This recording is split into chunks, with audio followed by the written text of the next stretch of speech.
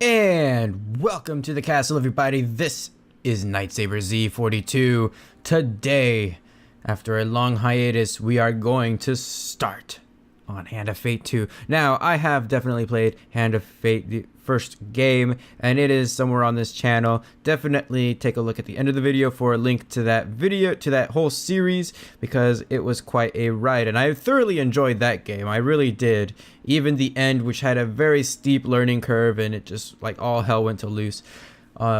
So here we are, Hand of Fate 2. Lots of improvements have been made, and actually this is actually a couple weeks after the game was released, so a lot of bugs have been fixed and whatnot. So let's get started. Now, I have actually played quite a bit of Hand of Fate 2 already, but I actually want to show this one off on the channel. So here we are, driving in a caravan. And who are we with? Are fading even now. Of course. To form the soul of the game we play. These pieces are new, as are the stakes.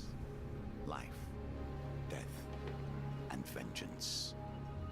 We must ride, for time is short, and you have much to learn. Make your first choice, and let us set these wheels in motion once more. So there is, I always forget his name. I'm just gonna call him the Game Master, but he somehow survived after the first game. You can see that he's looking a little worse for wear this time around, but we are a new challenger. We are going somewhere, but I don't know where. Now, I like how that wolf's head is like just in the weird spot right there. We're gonna be a man today with a leaf for genitals. That's okay. Whoops. These cards represent your history and our game. We know where they end, for you are here. Therefore, these cards must guide you to my side. Let us see what the journey holds. There we go. Our first card is the Fool. Steps into nothingness, because they know no better. In the same way, you must step into the void. You are a blank slate, and together we will write your history. All right. Forest ambush. You've stumbled many miles through the forest in search of the thieves who robbed you. Though exhausted and hungry, you are determined to reclaim your father's amulet. And there we go, the Four of Greed and the Leader. You finally catch sight of the thieves hacking at a large tree and arguing among themselves. So just like the first game, this game is all about choices and how you're going to basically overcome those hardships. We're going to move closer to eavesdrop, which means we actually Element of the game has been improved. have to pick a card. Those that seem at first glance familiar. Do And not worry. You will soon understand the nuances. And so there are 4 cards to choose from, 3 successes and 1 failures, although each encounter is different. There can be huge failures, which do something really, really bad, or there can be huge successes, which actually do really, really good stuff. This is just a standard one to get us into the game, so there we go. And if I'm not mistaken, it's always 3 successes and then the last one is a failure. So, creeping forward, you overhear their leader spouting orders. Oh, it's simple. The idiots walk down the road, you push over the tree and jump out. They'll be too scared to put up a fight and we'll get rich. Why don't we just jump out and stab them? Another hooded figure chimes in. Yeah, corpses don't put up a fight either. Frustration rises in the leader's voice. The Empire doesn't care if a few farmers lose some sprouts. But drop a corpse on the royal road and the place will be filled with soldiers before you even spent the coin. We don't need that trouble. Now quiet, here they come. You soon spot a group of farmers coming around the corner bringing their wares to market. The thieves fell the tree into the path of the unsuspecting farmers and leap out, weapons brandished. Give us all your food! We're gonna leap to the farmer's defense. Now, of course, each action will also have a different reward. So if we leap to the farmer's defense, if we win, we'll actually be awarded some food. We could get coin, or we could help the thieves with their extortion and probably get some food again. But we're gonna come up to the farmer's defense for now. So with weapon drawn, we practice skills. Well, you'll handle this. I'll meet you when you're done. And here we go, combat. Just like the first game, this combat is pretty much set. Counterattacks, standard attacks, knockbacks, but this time around there are different weapon types. There's heavy weapons, light weapons, and daggers that we can get. So here we are, standard thug enemy, violence for the sake of violence and theft for the sake of money. Thieves attack frequently and can evade standard attacks, making heavy weapons less effective. And here we go. We got our farmers over here, and let's get started. Now, these types of games are always, I don't know, they always seem so easy. I like to call them the Batman Arkham game type games because, I mean, it's just attacking and then counterattacking. My gauge is full, or my critical gauge is full, which means I can actually do a strong attack by pressing the right trigger. So after I get 9 hits consecutively, I get this supercharged attack, which is pretty cool. The farmers fumble in their haversacks in gratitude. Thank you, adventurer. I'm sure that after they took our food, they would have taken all lives as well. And we got 7 food, and we also got 5 food. So 13 food altogether. Sorry, my math is bad. That was 12 food altogether. You fall on the food with a sigh, shoveling bread in your mouth to quell your hunger. Your satisfaction lasts only a moment before you realize your father's amulet is not among the takings. Their leader must still have it. You set to your feet, determined to find him. Alright, so on the board, we are this little pawn, this golden pawn, and our objective is to find the exit. Now, the exit, of course, is pretty much straightforward. It's the last card. But there's also stuff to find along the way. While enjoying a moment beside the fire, you spy a strange figure approaching your camp. It's a goblin, dressed in what must pass for goblin finery. From beneath a filthy fox pelt serving as an ill-fitting wig, the goblin winks at you with wild red eyes. Ah, I've been roaming for hours trying to find you. We must get this over with quickly if I have any hopes of getting to all the people on my list before sunrise. It lowers a sack from its shoulders. Now, from within my sack, I can conjure whatever your heart desires. The goblin's voice trails off as he examines his sack. Well, I could if there wasn't a blooming great big hole in it.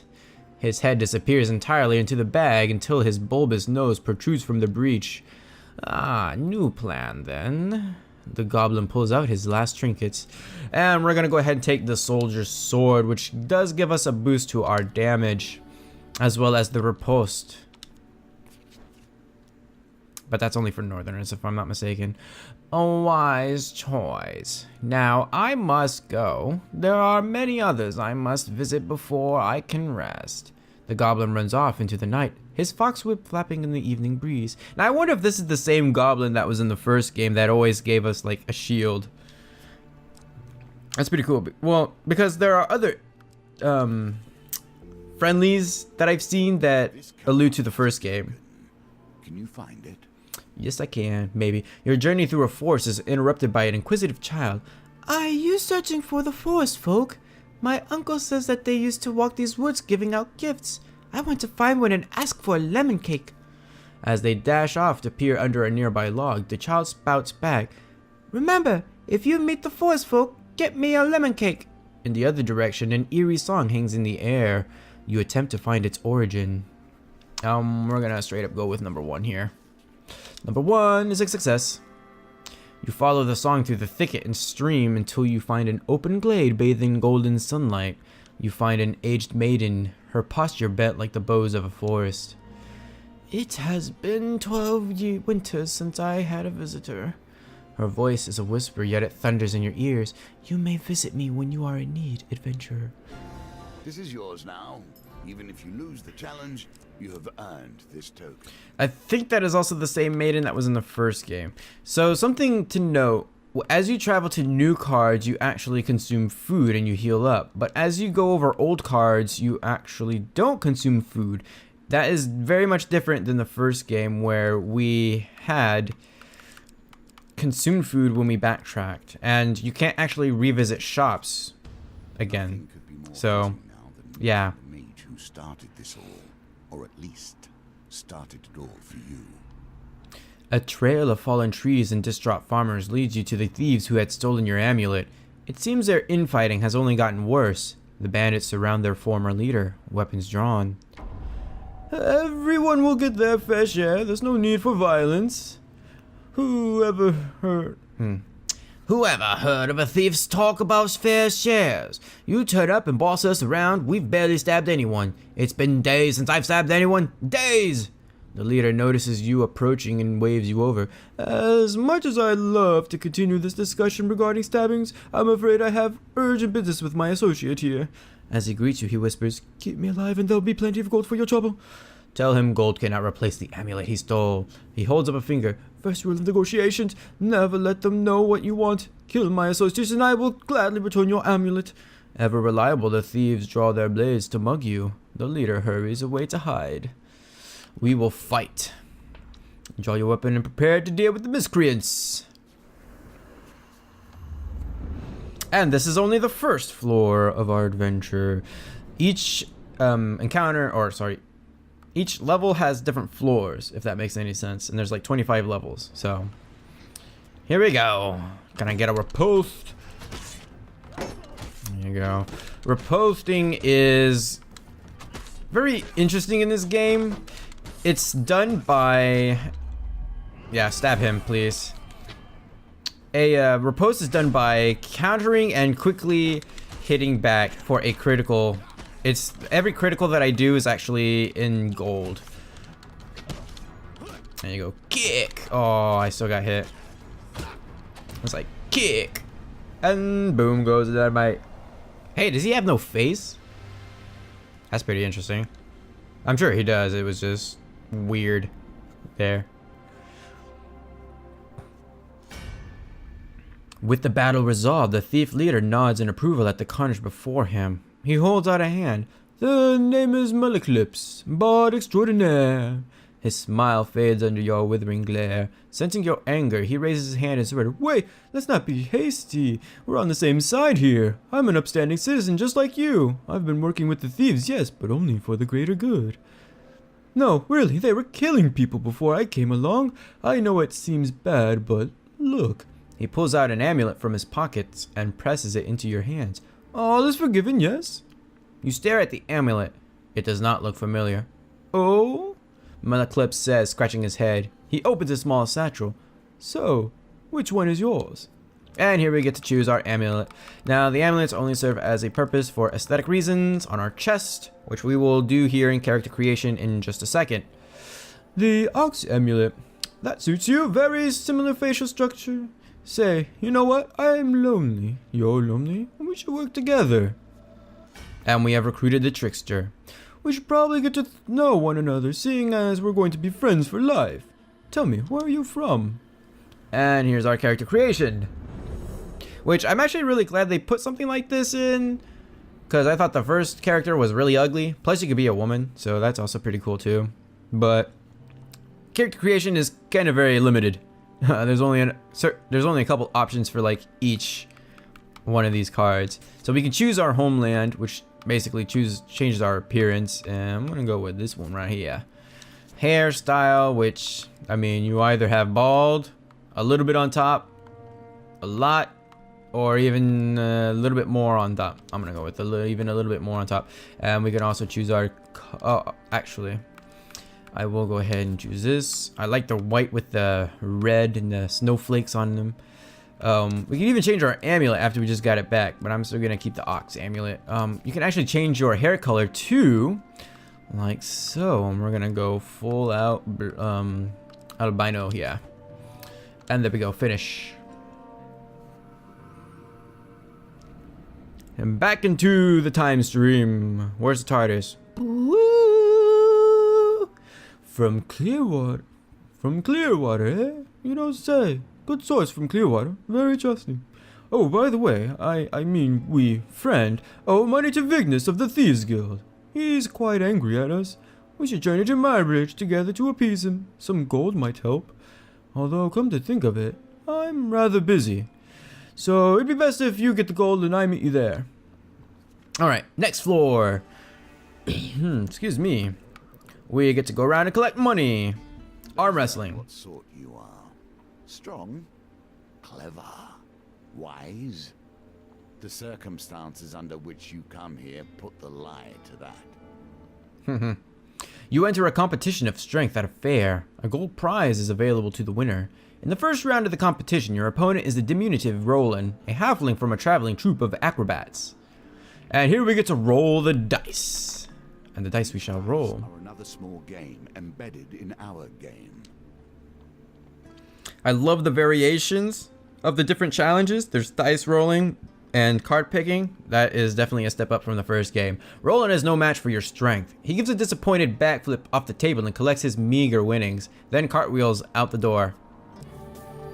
And we got 10 gold for that. You take your reward from the purser on the way out of the tavern. When you return, you will compete in the next round for a larger prize. But of course, we can't actually come back because nothing happens. The roads have become even more deadly since the Empire has come to power, despite their promises of the opposite. The road ahead is blocked by an overturned carriage and a woman calling for help. Please help! I've been robbed by a band of thugs. Is there anything you can do? And so we'll assist the distressed woman with a dice target of 12. Woo! Hit the pawn. Well, we're at a 12, so I'm actually going to re-roll this one, and we only have. Okay, we can re-roll both. Hopefully, it'll actually be better than what we. Oh my gosh, it was actually worse. Actually, it was the same. Fair, and thus you have lost this round. That wasn't supposed to happen. Man, that was disappointing. Why, thank you. Now, if you would be so kind to give me all of your gold. The woman draws a pair of concealed blades from her corset. Come on out, boys. Oh, sweet.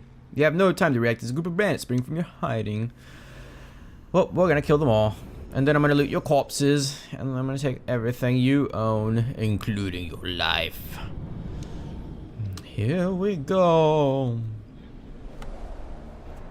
Give me my sword. It's like Magneto is giving me a sword. Every hero must have a heroic sword by their side. This, however, is utterly ordinary. Man, I started reading X-Men the other week. I can't believe they actually have X-Men Gold and X-Men Blue, but it's the Mojoverse arc, and it was pretty ballin'. I just finished it like this morning. Oh my gosh, my counters. Why are they not happening? Come on, man. There we go. There we go. There's my riposte. Oh my gosh, I keep hitting the button too soon. I gotta learn how to wait. There we go. And you're dead. And there goes his, what is that, a club or like a sword? Can't really tell. I'd assume that it's a sword because they're thieves and thieves like blades. With the thugs defeated, you search their bodies for valuables. Oh, I got... Just have to get a 9. There we go. Exactly a 9. You are learning. Oh, you find some mood amongst their possessions. Didn't really want that. But, hey, we'll take it. A lot of food, as if I'm gonna need it. Let's go on up to this card here. Deep water. Is a symbol for the many thoughts that churn beneath the surface. What is it you're thinking of? What concern is worrying at your mind? Let it fall into the waters beneath. While crossing a stone bridge, you suddenly find yourself confronted by a villainous band. The Four of Steel. You could stand and fight the fiends, or throw yourselves to the mercy of the river below. I'm actually gonna stand and fight. Because they're not really that bad. They're just soldiers, if I'm not mistaken. And they're a little bit... Or they have better defense. So... I mean... Yeah. We can still take them on, though. Guard, the first line of defense against any who would question the Empire. Empire enemies wear armor that reduce damage by 3, rendering light weapons less effective. Here we go. Who's coming at me, brah? Repose, repose. Yeah. Saw that one coming. Oh, and... Oh, come on. Stab. And he fell off the bridge. That was actually pretty cool. I like that. There you go. And you're dead. Or not. I thought you would have been dead. You're dead now. Kick! Oh my gosh. I thought that would have interrupted him, but it didn't. And you're dead. Kick! Oh! Ah. Boom! And mega attack! And he's still not dead. That's disappointing. Well, fall off the bridge! Fall off the bridge! Kick him off! Oh no. He stayed on the bridge. Oh well. We defeated them. I think we get some gold. Having spilled your enemy's blood, you search their bodies for anything useful. Oh, we gain equipment. I'll go ahead and get that shield. You can do better given time. There's my gold. Celebrations in aid of what? You see how quickly the actions of the usurper are turned into tales for children. Nearing the sleepy hamlet of Dulwich, you find the villagers in the midst of some kind of celebration. Much of the activity concerns a large paper and wood statue depicting a fearsome warrior looming triumphantly over a prone lizardman. We're gonna follow the parade. The parade ends in the town square. You watch as the villagers take turns smashing the statue with a club and gathering the food and gold that spills out. A local notices your interest and asks if you would like a turn. Join in, of course. And let's see if we can get that huge success.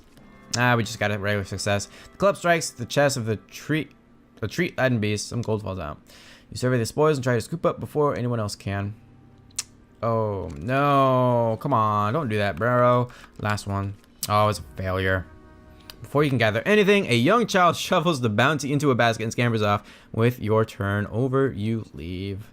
Well, no, we're not gonna chase after the kid, murder him in his sleep. Here we come to the end of the beginning, running errands for mages. This will become a theme, I dare say. You arrive at Myrebridge as the sun begins to dip below the horizon. You find Malaclips perusing a selection of cheeses by the market. Ah, if it isn't my good friend, the adventurer. Did you bring the gold? Vignis has arranged to meet at the graveyard. Go to the graveyard. You wonder whether the spot was chosen for seclusion or for easy body disposal. Vignis greets Malaclips with a sly grin. Looks like you turned up after all and with a lackey in tow. We had all doubts, you know. Vignis cracks his knuckles and giggles. Well now, Malaclips, convince me. What's to stop me cutting off your head today? You reveal your gold as Malaclips scrounges in his pockets for some too. The heavy satchel of riches lands at Vignis' feet with a thud that echoes through the silence of the cemetery. There, our deal's done. No need for any further troubles. I'm sorry, Mal. You should have known the guild was never going to let you pay with cash stolen from all members in the first place. And there we go, boss time. The anarchist. He will throw bombs at us, and he actually like sprouts flame from his mouth. It's pretty cool. Wish I could do that. Not really. Don't want to burn my mouth. I burned my mouth last night on pizza, so there you go. Woo! Vignis the Crazed. Treacherous and greedy, a dangerous combination. Anarchists throw flaming bombs that cause fire damage. Your armor is of no use here. Unless it was fireproof. Then it would be. Oh yeah, that's right. We gotta dodge. We're gonna go after Vignis first. And just dodge. There we go. Oh, there's 4. I totally forgot there was 4. Yeah, stabby stab. Didn't do as much as I had hoped it would, but it did something. Thinking I'm gonna actually try and kill the goons first. Man, it sounds like he's hopping up a loogie or something. Ooh, it's a good thing that actually killed him right then and there. And I somehow managed to get hit by fire. I was actually trying to... Wow, this guy's on point today. Usually I don't take a hit on this guy. And he's going to die in the head. Now just get rid of the goons. Come on, attack me, bruh. There you go. Remember post. In the gut. And he's dead. And we're good. Back to the time stream where the TARDIS awaits us. Malaclep scratches his chin thoughtfully. It seems you could do with someone savvy to help you navigate these tricky matters of diplomacy. Like, maybe killing everyone wasn't the best idea. Come, let us discuss our partnership over an ale or two. The food is done, and after every challenge, or actually after every level, we get new tokens, which build our deck. Cleared the first challenge, and now we can move on to the next. Look at all the stuff that we're getting. And we'll build our deck at the beginning of the episode, the next episode, so. We get the Old Maiden.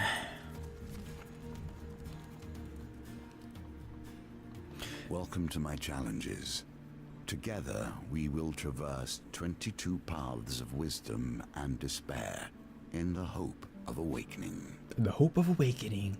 Well, alright, the next challenge is the Magician, but we're gonna go ahead and end the episode here. So thank you guys so much for watching. Feel free to leave a comment down below. Check the description for my Facebook and Twitter information. While you are at it, give this video a huge thumbs up to support this series.